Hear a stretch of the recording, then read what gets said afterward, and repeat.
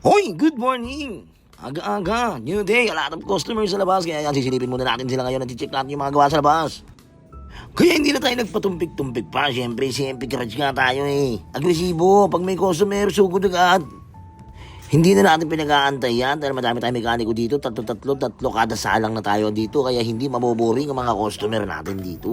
At sigurado maseservisyo ang lahat ng tama yan. Kagaya nito, dalawa na kagad yung nirepack natin. Pinagsabay na natin yan kasi alam natin, kayang-kaya yan.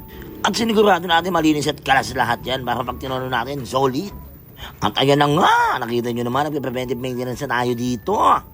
Bukod sa mga repack shock at kung ano pa, syempre papasok pa din dyan yung 555 natin na package. Kung saan, kinempleto na natin yung maintenance natin na may FI cleaning na siya, may CVT cleaning pa. At syempre, ECU diagnose na.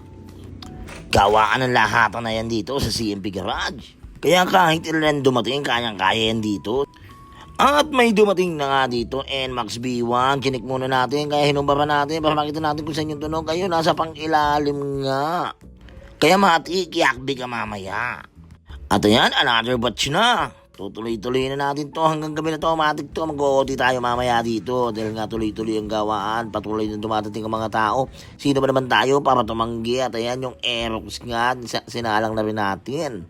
Ito-double check muna natin lahat ng piyesa niya kung ano yung mga palitin. Kaya kayo punta na kayo dito sa CMB Garage para at least magawa na kayo na maayos sa preventive maintenance. At kung ano-ano pa. Bye-bye!